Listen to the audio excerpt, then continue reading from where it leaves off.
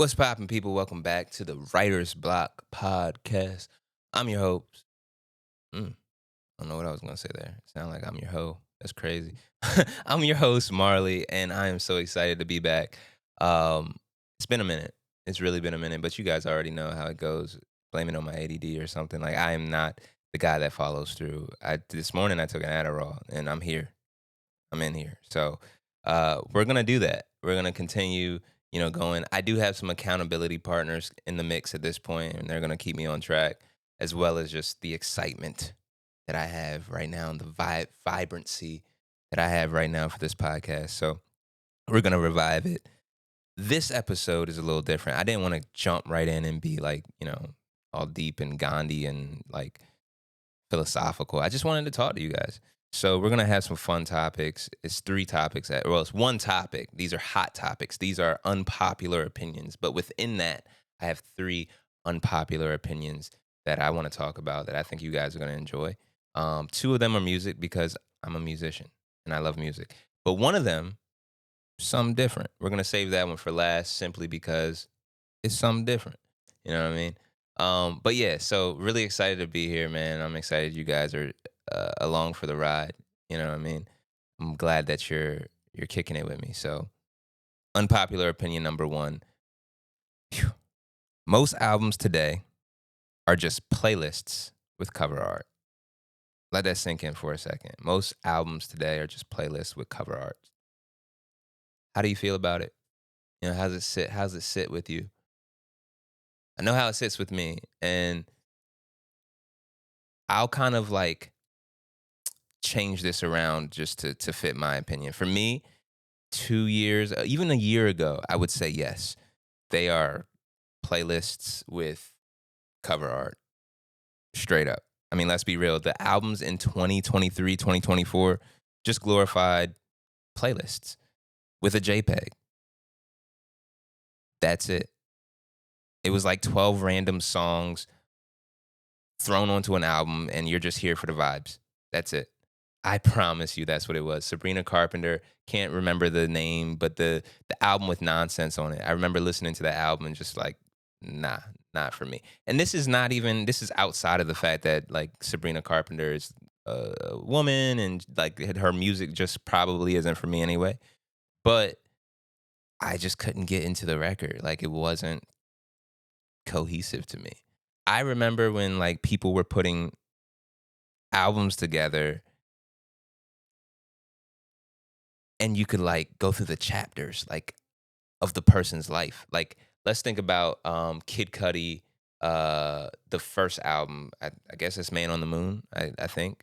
But anyway, first album, amazing. It had narration. It had chapters. It listened like a book.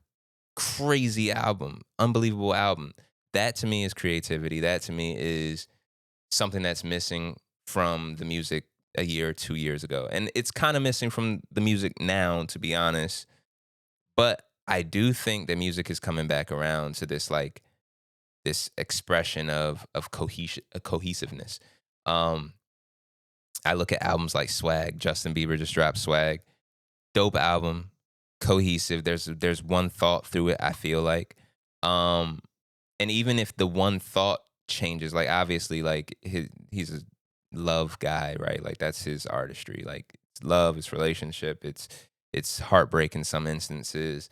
But we can kind of hear the maturation in this album, which I really appreciated it. And it felt like he grew up, or is growing up, and we're growing with him. Like I felt like this album was. I won't say it's his best album, but it's up there. Sonically, amazing, like very cohesive, even down to like from the first record, which I will say the first record kind of threw me because I thought that it was gonna be a different vibe. Just off the first record, I'm thinking the entire album's about to be something. And then it shifted and we got some other vibes. And I'm cool with that. Give me like multiple vibes, but keep the like don't jump straight from EDM to like neo soul. That's crazy to me. Wild to me. But he took us on a journey like slight kind of pop feel to some like R&B kind of soulish feels and back into the pop. He had some records that were a little obscure, not you know what I mean? Even down to the I can't remember the name of it, but the one song with the I think it was called something so Glory. I think it was called something Glory. But it was a note. It was like raw vocals and you can hear him like in this room.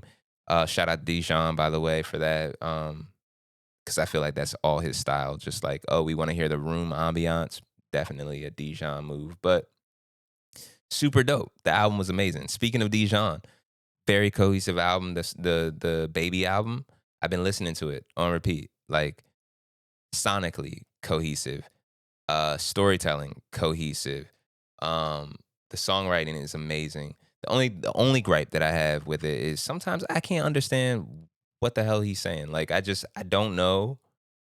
He kinda has this like mumble yeah, that. And Prince kinda did that. And this album kinda reminds me of Prince, to be honest. There's songs on it that I definitely feel like he was like, "Yeah, I'm listening to some Prince right now. I'm about to head to the studio." Other than that, definitely Bon Iver, influences in there. Um, who else dropped? You got I've been listening to Swag, I've been listening to Baby. There's one oh Chance's album dropped. I listened to that. Cohesive. He did a lot better. I feel like I didn't like the last album from Chance. This album was my oh the Clips album. Clips album. We gonna end this first take with this album. This album was probably the best hip hop album I've heard in a while. A long time. Like, and I don't mean like, okay, hip hop album and rap album came out and it's like you're giving me songs that are great, like cool, people have done that, right? But for an album to be top to bottom, I'm listening, I'm all in. You're telling a story, like sonically having Pharrell produce, like masterpiece. It's just a masterpiece. I love the album. And I think that's what an album should be. I want my album, John Bellion is another person. I want the album from top to bottom, start to finish, to feel like this world, right? And you're taking me on a journey through it. Tyler the Creator, another person. I said that the Clips album would be the last one, but obviously not. Chromacopia. Um, feel like I'm saying that wrong, but Chromacopia, fire album, unbelievable. He has this ability to paint worlds, and I don't think we see that too much in music anymore. People taking on you have some people who have the playlist, right? Like boom, you got the playlist. It's one or two songs, and then the next songs are different from the first five, and cool. You got those artists. Then you got some artists who take us on a journey, and like it may just be through their songwriting, but maybe there's not a cohesion in the sonics, right? Um, I think that for me, Tyler the Creator is a person that I strive to be. I'm not there yet, but he has this knack, this talent of designing this entire world. You can see it like in his fashion at the album drop, his haircuts, his like everything like is designed around this one album, and he creates a world in it, and then he takes us on a journey through that album sonically, songwriting, everything is top notch, top tier, A1. He's a master at it. I wholeheartedly believe that he's a master at it. So I'll stop there, just you know what I mean, off of that one top take. But I do want to know what you guys feel. Like are albums today just people, throwing darts at a wall? Or is there some serious sequencing going on? Are people really, thinking about how the album's gonna be listened to, how it's gonna be consumed? Because I do believe like right now we're in this space of like music is content. It's not really art. And so I'm racing to put this song out, that song out, that song out. I don't care how they sound. And to be honest, maybe they should sound different because then I can hit other audiences and blah blah blah blah blah and get to the influence faster. I don't know, but yeah, I want to know what you guys think. What's your take on that first one? Do albums right now sound more like a playlist, or are they cohesive? And do you care? Like, do they have to be cohesive, or do you want your albums to be the playlist? So, anyway, second take. This one, hey, I feel like this one has been debated for a while. I know it's been debated for a while, both in like the music arena as well as just amongst consumption or consumers of music, like autotune. Autotune. And by the way, let's define what autotune is real quick. Autotune is a software and hardware that is it was developed by Antares, and basically it's pitch correction. So the way it works is when you're singing a song, you're human, so you're not perfect. You're singing, singing, singing, and then boom, you hit a flat note, or boom, you hit a sharp note. What autotune does is it monitors that, it grabs it out if you're using graphical. If you're not, then it will just kind of automatically follow your voice. And it'll take those notes that are sharp or flat, and it'll push them just a little bit until they're in pitch. It's a great tool to have, but we now use it very, very, very blatantly. So that's autotune. It's that thing that you hear that right. That's autotune. Um, my question is, autotune, is it more expressive than raw vocals? Sometimes I'm torn on this one, but I do have a stance. I'm torn because, by the way, I'm torn because it is a tool. It's a great tool. Whether you're using it to just pitch correct a little bit and you don't want people to notice it, or whether you're using it to actually add flavor to whatever you're doing, right? Like autotune kind of is like the guitar pedal for vocals. Like it can be that, but it can also be a crutch. I know this firsthand from using it. I do believe that autotune will make a singer bad, especially if you're listening to the autotune while you're recording. The reason I say that is because the way it works is you have to be either flat or sharp. You have to be out of pitch for it to push you back into pitch. So, with that being said, I found that using it repeatedly over and over, constantly in sessions, it began to give me the habit of singing flat. And now I sing flat, right? Like, and so I'm kind of working my way back to, not singing flat, but it creates bad habits that cause you to sing out of key sometimes. Um, Do I believe that it's expressive, more expressive than raw vocals? No, I don't. I think there's an individuality and a tone and a color and a character to raw vocals.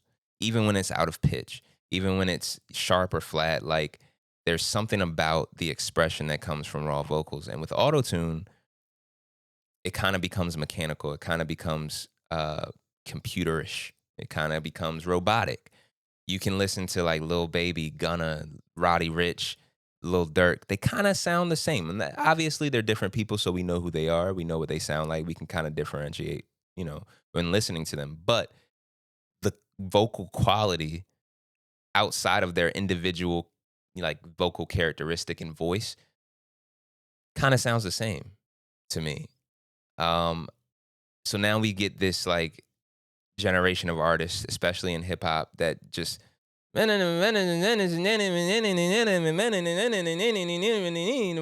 that's all I hear. And I'm like, bro, this is driving me up a wall. It's driving me insane. So to me, no, I don't believe that autotune is as expressive as raw vocals. Now, I do believe that sometimes a little warped robotic voice hits me in my feels. Hits me in my feels. There are certain applications I think where it feels good. I think Chris Brown has kind of mastered this. Obviously, T Pain has mastered that. There are a few people, Bon Iver, he uses autotune in a very special and spectacular way. Um, Often using it with harmonization and some, it sounds like some MIDI, triggering as well. And I think that allows for creativity and that allows for expression. But those are people who are using autotune, who are taking it for what it is, the tool that it is, and they're using it in a way that is individual to them. I mean, I know not only by his vocal characteristics, but by the way he's using autotune. I know when I hear Bon Iver versus Kanye West. I know when I hear you know, Francis in the Light, Francis Starlight, versus, I don't know, John Legend. That's a terrible example, but you get what I'm saying. You get what I'm saying. There are some people who can really do it. T-Pain, I should have just said him. He sounds very different than Bon Iver. Not only vocal wise, but also the way he uses autotune. And maybe that's what I'm getting at. It's like I'm all for autotune, but let's switch up the way we use it. Let's not all just crank it to zero and no flex tune and just start singing. Like, come on. Come on. We're more creative than that. So for me, I'm all for it. I do think raw vocals are more expressive. But I do think there is an application, for autotune, and I think obviously there is. But like I think that there's uses for it that like bring in a cool quality. You know what I mean? So anyway, give me your take. I don't know. Like a lot of people don't like autotune, bro. A lot of people feel like it just sounds like a robot and I can't hear what you're saying and I don't know what you're saying and blah blah blah. And autotune, by the way, is not to be confused with the talk box like Zap and Roger, right? Like autotune is different from that. But yeah, let me know. Let me know how you feel about autotune. Is it something that you like in your music with your artists? Is it something that's expressive to you? And have you ever used autotune? Because it's really fun to use. Very fun to use. I'm thinking about doing like a raw vocal of me singing, and then like a raw vocal, and I'm like and then I go, and it's like, you know what I mean, like with the autotune transition. I'm thinking about doing that. But anyway, third take, guys. Like I said, and before we go to it, by the way, I don't know if you guys follow. If you don't follow, make sure you follow on like Instagram and stuff. But I posted this week about how I was taking my week off and I'm in the studio and I'm making music and I'm gonna release that music. Um, I'm saying all that to say I hope that you guys are looking forward to it. I'm really looking forward to it, and I'm looking forward to you guys hearing um, my thoughts as of late and where I am in life and all that kind of stuff. So without being too sappy, I'm just really excited. And I hope that you guys enjoy it. Um, so I guess that answers. I did make an EP this week. Did make a little album this week. So it'll be out soon. And I'm really excited for you guys to hear it. Now, this third take. Hey, relax. That's my dog. She's not relaxed. Hey, chill. She's literally sitting here sleeping and she woke up and just started barking. But anyway, third take, unpopular opinion. Brunch is only popular because of Instagram. Let that one sink in for a second. And then I'm going to tell you how I feel about it. Cool. Brunch is a scam. It is an absolute scam. It's eggs, toast, bacon, and an hour-long wait to get a good Instagram photo. That's all brunch is. I promise you that's all it is. Me and my cousins and it was yeah, it was for my cousin Jordan's birthday. So like me, Tiffany, we're all going, we're up there. And we go to this spot, I think it was in Gaithersburg. Um can't think of what it was called, but we go to the spot from the jump. Like I already got my camera on me. Like I already know what time it is. Got the camera out, got phones out. We picked the place that's most aesthetically pleasing. Like we want to take pictures. We know what's up, and everybody knows what's up. As soon as they go to brunch, I got a gnat. What in the world, bro? Gnats drive me crazy. But everybody knows what's up as soon as they go to brunch. We're not here for the food. We're here for the pictures. We're here for the gram. We already know this. And that's what we did. Walk in, cameras out, we're taking pictures. We got videos everywhere. It's flowers hanging from the ceiling. They bring you mimosas in these huge, like, tall dispenser things. You can just like pour your mimosa. But if we're being honest, if we're being honest, brunch has been like this thing. And it's super. I'm all for brunch. Don't get me wrong. Like this is not me hating on brunch. I gotta be honest. Brunch is like it's like what they did with like Valentine's Day. You hear people talk about like Valentine's Day was just created for the card industry and the gift industry to like have a reason for people to buy stuff. Kind of how brunch is, bro. Like it's the same exact meal that you would normally get for $20, but now it's $80 because you're getting some bottomless mimosas that are weak, to be honest. Like, and champagne sucks.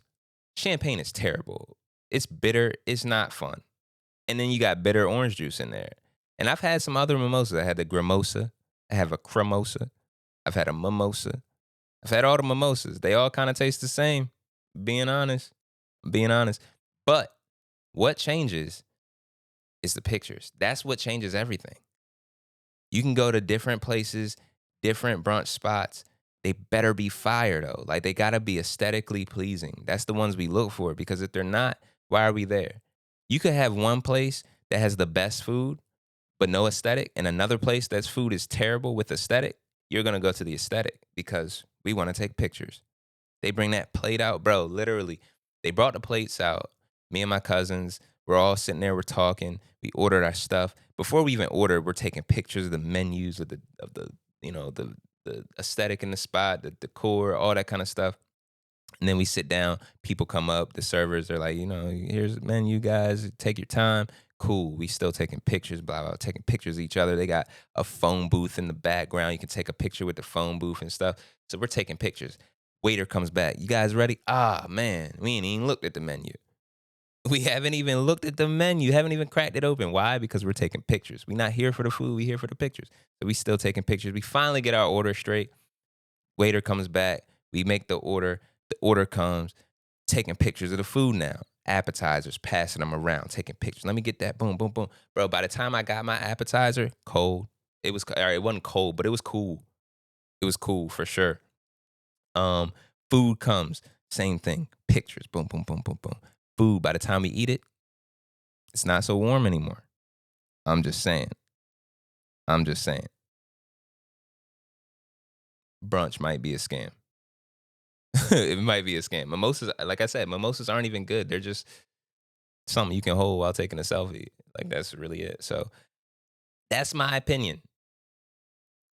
I don't know how you guys feel about it. I would love to hear it. DM me. Maybe we can get brunch sometime. I don't know. But let me know how you guys feel about brunch. Is it actually a thing or is it all for the gram? Let me know.